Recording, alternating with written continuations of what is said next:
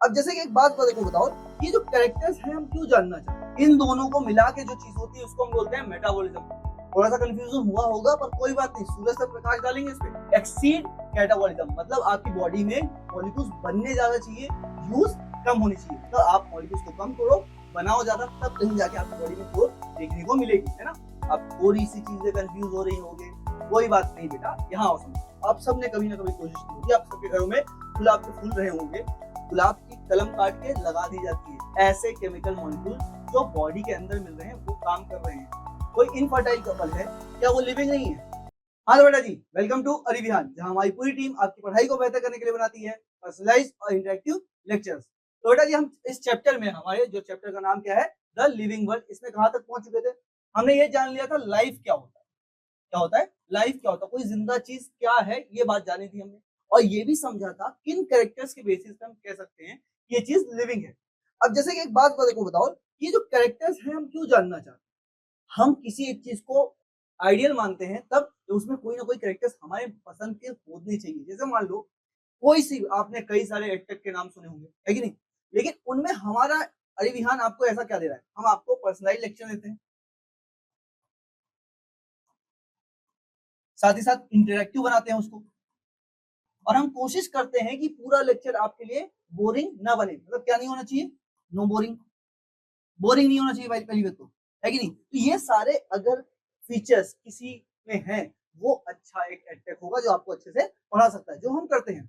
ऐसे ही, सेम वैसे ही कई सारे कैरेक्टर्स हमने फाइंड आउट किए थे जो होने चाहिए किसमें, लिविंग ऑर्गेनिजम्स में। तभी हम उसको क्या बोल सकते थे?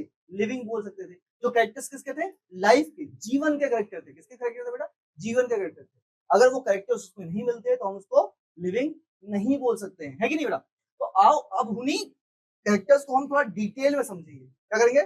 डिटेल में समझेंगे। उनमें से पहला कैरेक्टर है बेटा हमारा मेटाबॉलिज्म। क्या? मेटाबॉलिज्म। हमने कई बार सुना था कि मेटाबॉलिज्म मेटाबॉलिज्म मेटाबॉलिज्म होता क्या है कि नहीं। मैंने आपको कई बार ये बताया था कि आपकी बॉडी में होने वाली सारी केमिकल रिएक्शंस को कंबाइनली हम क्या बोल देते हैं? मेटाबॉलिज्म। पर इनमें होता क्या है? इनमें क्या होता है बेटा? Metabolism is the sum of all anabolic chemical reaction and catabolic chemical reaction which occurs in any living organism। अब तो नए नाम आ गए।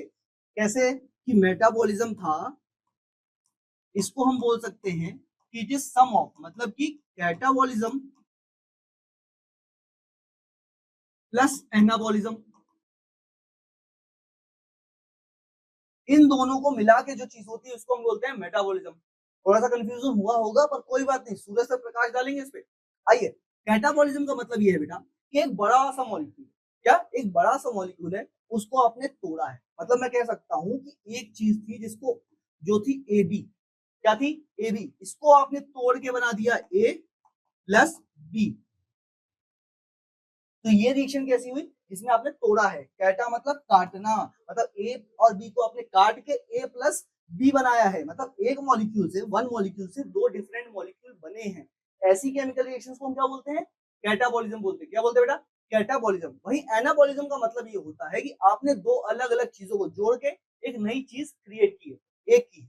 मतलब कह सकते हैं ए प्लस बी, ये दो अलग अलग चीजें थी, इनको आपने साथ में जोड़ के बना दिया ए बी। क्या बना दिया? A B. तो ऐसी प्रोसेस को हम क्या बोलते हैं बेटा? एनाबॉलिज्म। और जिसमें हम तोड़ते हैं उस प्रोसेस को बोलते हैं बेटा कैटाबॉलिज्म। और इन दोनों को मिला के हम क्या बोलते हैं बेटा?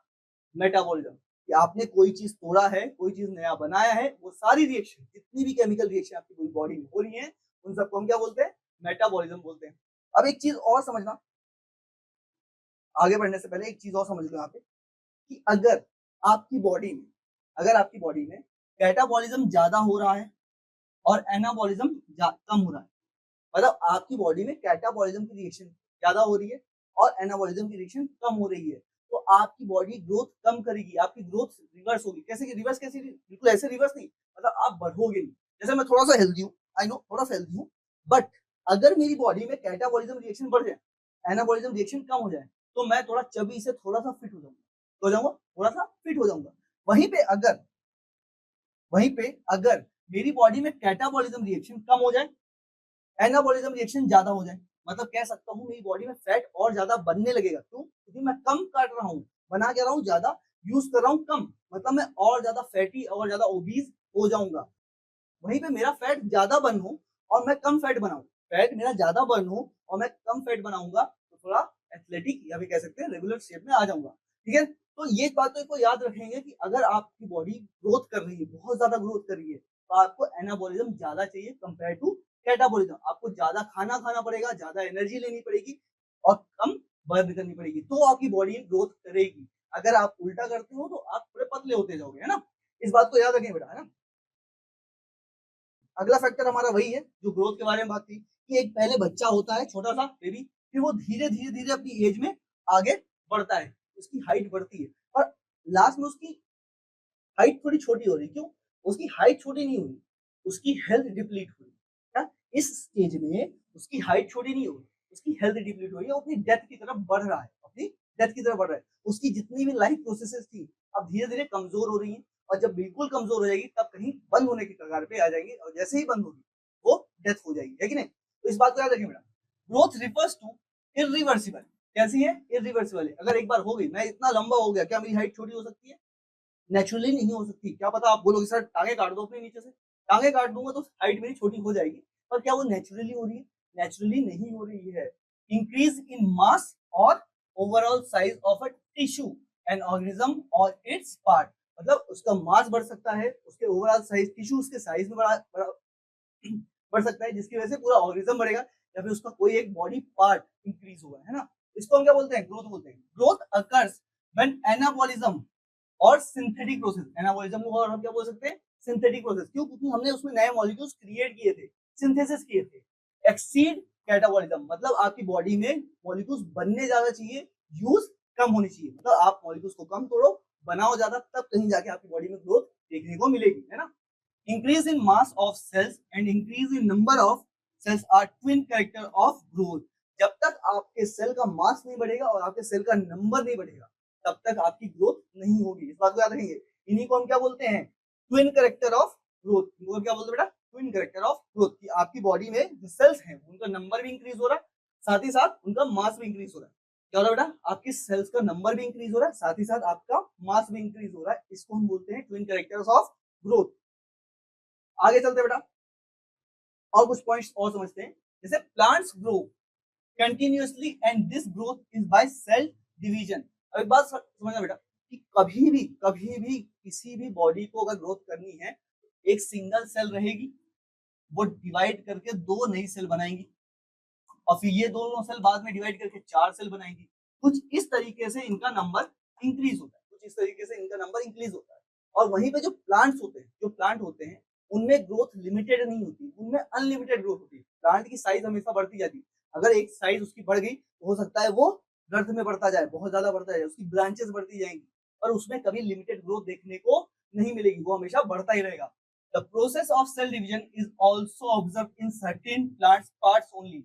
और जरूरी नहीं है कि उसके सारे पार्ट्स बढ़ रहे हो, वही अपन ने बात की ना। एक बार हो सकता है उसकी लेंथ फिक्स हो गई, पर उसकी ब्रांचेस फिर भी बढ़ती रहेंगी। हो सकता है किसी पार्ट में वो प्रेजेंट हो, पर अनलिमिटेड ग्रोथ प्रेजेंट होती है ना। Animals growth occurs only up to certain age, और हमारी ग्रोथ, हम जो एनिमल्स होते हैं, एक सर्टेन टाइम तक इंक्रीज करते हैं। जैसे कि ये कहा जाता है कि 18 साल 19 साल की उम्र तक जितनी आपकी हाइट बढ़ गई, उससे ऊपर आपकी हाइट नहीं जाएगी, चाहे जितनी दवाइयां खा लो, चाहे जितनी कसरत करो, चाहे जितना लटक लो। पर आपकी एज तक, एक पर्टिकुलर एज तक आपकी जितनी हाइट बढ़नी थी बढ़ चुकी है, उससे आगे उसकी हाइट नहीं बढ़ती है, उससे आगे उसकी ग्रोथ नहीं होती है, बल्कि हेल्थ डिप्लीट होने की वजह से हो सकता है ग्रोथ कम हो जाए। ये रिवर्सिबल नहीं है, याद रखना। हेल्थ डिप्लीट हो रही है। क्या डिप्लीट हो रही है? हेल्थ डिप्लीट हो रही है, आपकी ग्रोथ डिप्लीट नहीं हो रही है, आपकी ग्रोथ आगे आगे फिक्स हो गई है। क्या हो गई बेटा? आगे आगे फिक्स हो गई है। एनिमल्स में ग्रोथ फिक्स हो जाती है। In majority of higher plants and animals growth and reproduction are mutually exclusive event. अब यहाँ पे सब बात समझो बेटा, कि जैसे एक प्लांट ग्रो होता रहता है, क्या स्टार्टिंग उसमें फ्लावर्स आ जाते हैं? नहीं ना, एक सर्टेन एज में आने के बाद फ्लावर्स आते हैं, और वो फ्लावर्स उसके सेक्स ऑर्गन होते हैं।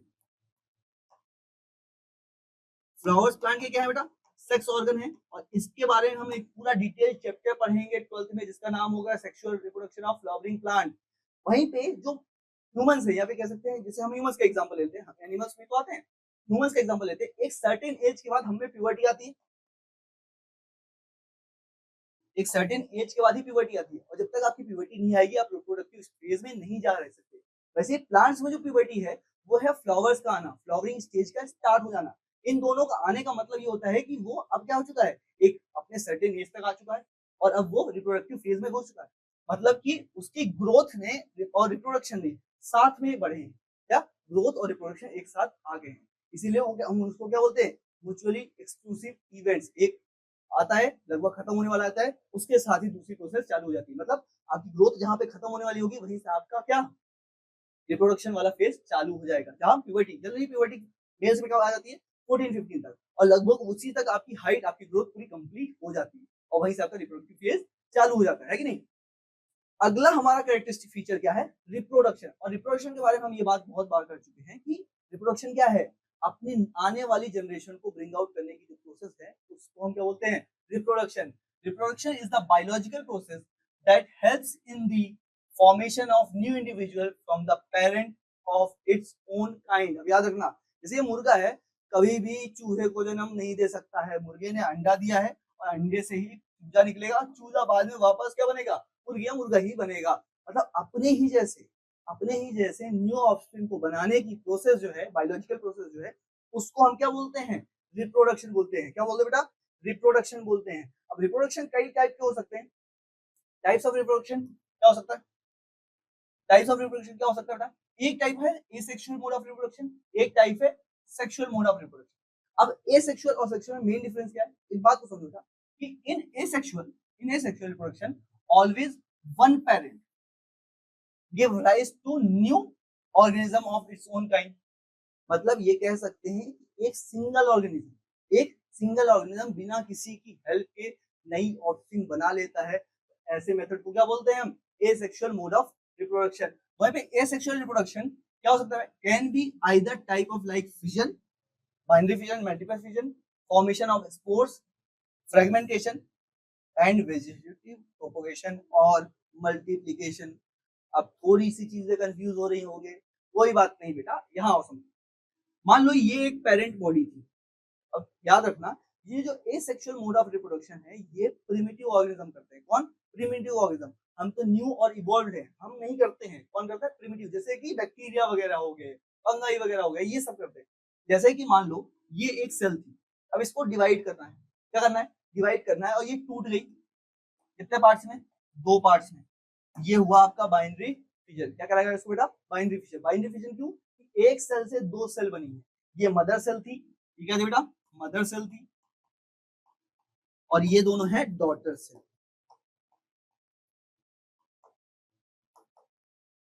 क्या बेटा, ये दोनों है डॉटर सेल। तो इसको कहा जाता है बाइनरी फिजन। वहीं पे कभी कभी जब एनवायरनमेंट अच्छा नहीं होता है तो कुछ सेल्स क्या करती हैं, मल्टीपल फिजन करती हैं। कि बाहर से एक लेयर बना ली जिसको बोलते हैं सिस्ट। क्या बोलते हैं, सिस्ट। और अंदर एक ही सेल कई सारे पार्ट्स में टूट गई।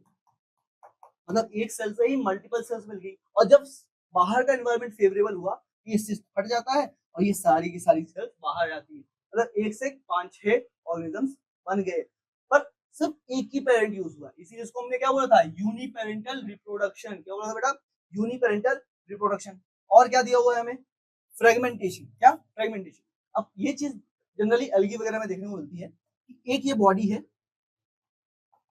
अब इसके जितनी भी बॉडी में टुकड़े हो सकते हैं, जितने भी बॉडी के जितने भी टुकड़े हो सकते हैं, वो सभी के सभी एक नया ऑर्गेनिज्म बन सकते हैं। इस बात को हम बोल सकते हैं क्या, फ्रेगमेंटेशन। जैसे कि मान लो ये मेरी उंगली है, और मेरी उंगली 3 पार्ट में मुड़ रही है।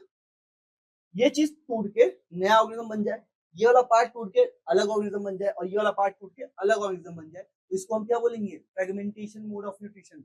इनिशियली एक ही ऑर्गेनिज्म था, पर इससे ही 3 टुकड़े, यही 3 टुकड़ों में टूटा और 3 नए ऑर्गेनिज्म बन गए।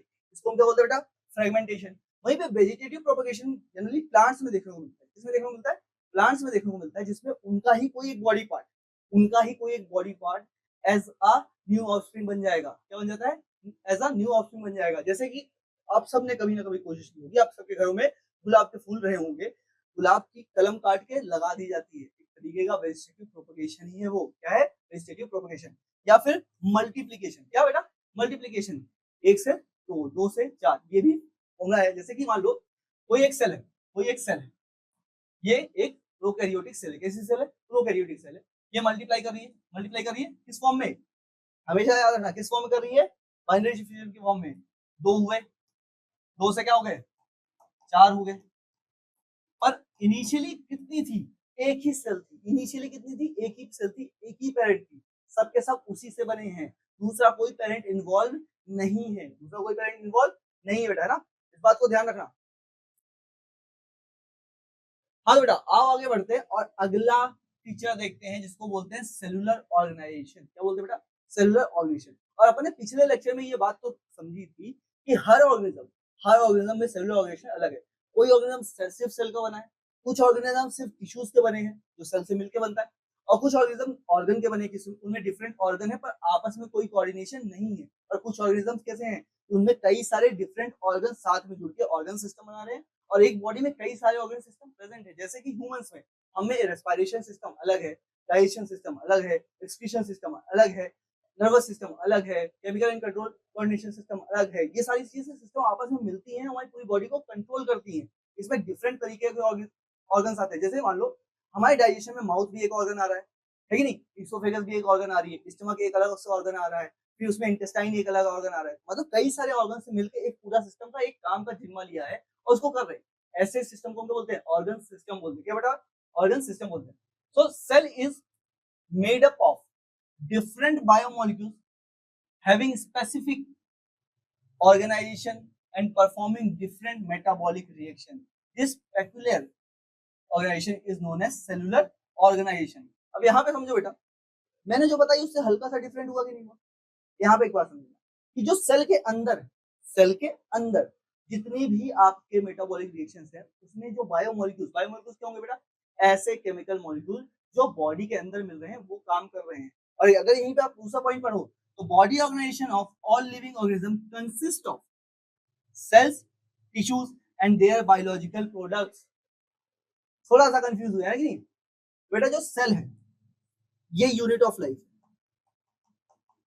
क्या बेटा, ये है यूनिट ऑफ लाइफ, ठीक है, इतनी बात तो क्लियर हुई कि नहीं हुई। इसके बाद जो टिश्यूज है, कई सारे सेल साथ में मिलते हैं, मतलब जैसे एक अगर सिंगल सेल है उसके जैसा सेम सेल 10-15 हो जाए तो उस पूरे पार्ट को क्या बोलने लग जाएंगे, टिश्यू बोलने लग जाएंगे। क्या बोलने लग जाएंगे, टिश्यू बोलने लग जाएंगे। इस बात को ऐसे भी समझ सकते हो कि ये एक ऑर्गन है। क्या बेटा, ये एक ऑर्गन है, कोई सा भी ऑर्गन मान लो कि ये एक ऑर्गन है। अब ऑर्गन को अगर एक काम करना है तो वो टुकड़ों में करेगा, ठीक है। मान लो इसके पास एक मेहनत जैसा टास्क था, टास्क ए, कि ये काम करके देखना है, तो उसने क्या किया, एक स्मॉल ए में तोड़ा उस काम को, फिर उसको स्मॉल बी में तोड़ा, फिर स्मॉल सी में तोड़ा, मतलब कि एक बड़े से काम को छोटे छोटे पार्ट्स में तोड़ा। और कुछ टिश्यूज को बोला कि आप काम ए करेंगे, कुछ टिश्यूज को बोला कि आप काम बी करोगे, और कुछ टिश्यूज को बोला कि आप काम सी करोगे। अब एक ऑर्गन में 3 तरीके के टिश्यूज हैं, एक ऑर्गन में 3 तरीके के टिश्यूज हमें देखने को मिल रहे हैं। तो ऐसे जब कई सारे टिश्यूज, डिफरेंट टिश्यूज एक साथ कंबाइन होते हैं तो उसको हम क्या बोलते हैं, ऑर्गन बोलते हैं। और हर टिश्यू हर टाइप के, जैसे एक टाइप का टिश्यू ये है, एक टाइप का टिश्यू ये है, एक टाइप का टिश्यू ये है, इन सब के अंदर अपने खुद खुद के क्या होंगे, सेल्स होंगे। और वहीं सेल्स के अंदर क्या होगा, सेल्स के अंदर होंगे बायोमोलिक्यूल्स। क्या होंगे बेटा, बायोमोलिक्यूल्स। और यही बायोमोलिक्यूल्स क्या कर रहे होंगे, मेटाबॉलिक रिएक्शंस कर रहे होंगे। और इन्हीं पूरे कॉम्बिनेशन को हम क्या बोलते हैं, सेलुलर ऑर्गेनाइजेशन। क्या बोलते हैं बेटा, सेलुलर ऑर्गेनाइजेशन। कि उसकी सेल में कौन से बायोमोलिक्यूल्स हैं, उसकी सेल्स कैसी हैं, यूनिसेलुलर है, मल्टी सेलुलर है, ऑर्गन है कि नहीं है, इन फीचर्स को हम क्या बोलते हैं, सेलुलर ऑर्गेनाइजेशन। क्या बोलते हैं बेटा, सेलुलर ऑर्गेनाइजेशन। अब आगे बढ़ते हैं और आगे इस बात को समझो बेटा कि हम कॉन्शियसनेस समझने वाले, क्या समझने वाले, कॉन्शियसनेस। अपना आखिरी टॉपिक में से होने वाला है कॉन्शियसनेस। अब कॉन्शियसनेस के बारे में मैंने आपको ये बताया था कि अगर जब भी आपके ऊपर कोई एक्सटर्नल स्टिमुलाई आए और आप उसको रिस्पॉन्स कर रहे हो, अगर आप उसको रिस्पॉन्स कर रहे हो तो आप लिविंग हो। इसे रिस्पॉन्स करने के फीचर को हम क्या बोलते हैं, कॉन्शियसनेस। जैसे क्या किसी चीज ने तो इस पोलर बियर को परेशान किया था, तभी तो ये बार बार उसको मार रहा था, ये उसका रिस्पॉन्स था, उस एक्सटर्नल स्टिमुलाई के लिए उसका रिस्पॉन्स था, इसलिए वो उसके कॉन्शियसनेस में काउंट होता है और इसीलिए पोलर बियर लिविंग माना जाएगा, है ना।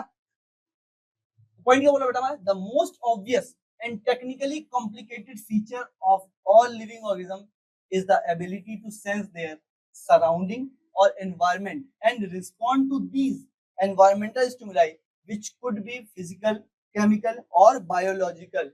इसको ही हम क्या बोलते हैं, कॉन्शियसनेस बोलते हैं। मतलब आपने एनवायरनमेंट में कोई चीज सेंस की, वही आपका स्टिमुलाई बना और आपने उसको फिजिकल फॉर्म में, केमिकल फॉर्म में या किसी बायोलॉजिकल फॉर्म में रिस्पॉन्स किया, उसको हम क्या बोलते हैं? कॉन्शियसनेस बोलते हैं।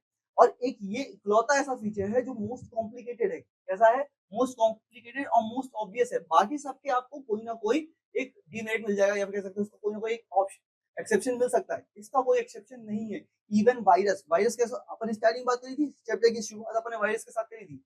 वायरस को हम क्या बोलते थे? Connecting link between living and non living, और वो भी कॉन्शियसनेस शो करता है। जैसे ही वो होस्ट बॉडी के पास आता है, कॉन्शियसनेस शो करता है, अपने आप को लिविंग में कन्वर्ट कर लेता है। वहीं पे अगर बाकियों को आता है, जैसे एक एक समझते हैं, ग्रोथ, क्या सिर्फ ग्रोथ लिविंग बॉडी करती थी? नहीं। अगर सिर्फ ग्रोथ हम बोलते हैं तो वो सिर्फ लिविंग बॉडी नहीं करती। पहाड़ के ऊपर स्नो गिर सकती है जिसकी वजह से उसकी हाइट बढ़ सकती है, हम उसको भी ग्रोथ में कंसीडर करेंगे।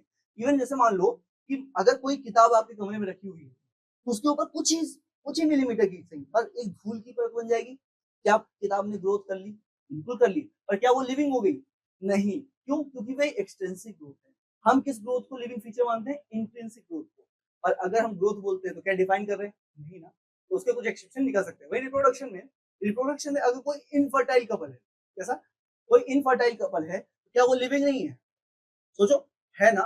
उसकी बॉडी में भी तो ग्रोथ, मतलब बाकी लाइफ प्रोसेसेस हो रही है ना। अगर कोई इनफर्टाइल कपल है, उनकी भी बॉडी में कोई ना कोई बायोलॉजिकल प्रोसेस तो हो रही है, उनको भी लिविंग में काउंट करेंगे ना। वो भी एक तरीके से एक्सेप्शन हो गया रिप्रोडक्शन का। ऐसे सबके एक्सेप्शन मिल जाते हैं, पर इसका नहीं मिलेगा, कॉन्शियसनेस का नहीं मिलेगा। और अगर यहीं पे कॉन्शियसनेस को देखा जाए तो आप बोलोगे सर जो कोमा में है वो तो कॉन्शियसनेस नहीं है बेटा, बस वो अपनी बॉडी के थ्रू रिस्पॉन्स नहीं दे पा रहे हैं। कैसे नहीं दे पा रहे हैं? कोई फिजिकल रिस्पॉन्स नहीं दे पा रहे हैं। जरूरी नहीं है कि फिजिकल रिस्पॉन्स को ही हम क्या माने? कॉन्शियसनेस माने। क्या प्लांट आपको रिस्पॉन्स देता है? आप कितना ही मान लो, प्लांट आपको रिस्पॉन्स नहीं देता, पर कहीं ना कहीं उसके अंदर चेंजेस हो रहे हैं। कैसे चेंजेस हो सकते हैं? केमिकल चेंजेस हो सकते हैं, बायोलॉजिकल चेंजेस हो सकते हैं। बायोलॉजिकल कैसे चेंजेस? कि मैंने एक पेड़ के तने पे कुल्हाड़ी मार दी। क्या मार दी? कुल्हाड़ी मार दी। उसमें चेंजेस हुए ना। वो बाद में अपना रूटीन, जाइलम को रूटीन बदल सकता है, वहां पे एक्स्ट्रा सेल्स क्रिएट कर सकता है। वो सेल्स जो उसने क्रिएट की, वो उसका कैसा सोर्स था? बायोलॉजिकल रिस्पॉन्स था। कैसा रिस्पॉन्स था? बायोलॉजिकल रिस्पॉन्स था। तो कहीं ना कहीं कॉन्शियसनेस शो करता है। Response of an organism to such external stimulus is known as consciousness. जो बातें हमने कर ली है ना। अभी आगे बढ़ते हैं अपन और कुछ और बातें करते हैं। तो हमने अपने सारे फीचर्स पढ़ लिए बेटा, हमने सारे फीचर पढ़ लिए।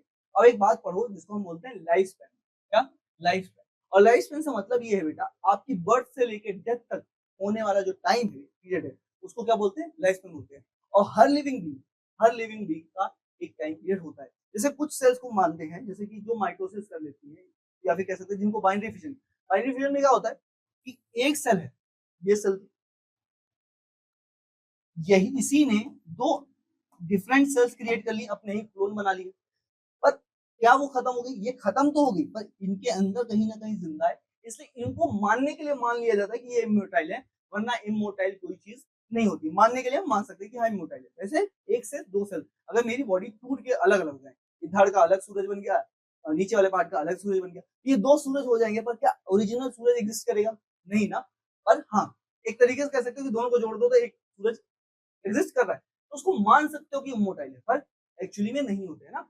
Life span is the period from birth to natural death of an entity. हाँ, इस बात को ध्यान रखना, डेथ नहीं, सिर्फ डेथ नहीं, नेचुरल डेथ। कैसी डेथ? Natural death. जब आप नेचुरली बूढ़े होके मर रहे हो, उसको हम आपकी क्या काउंट करते हैं? लाइफ स्पैन काउंट करते हैं। क्या करते हैं?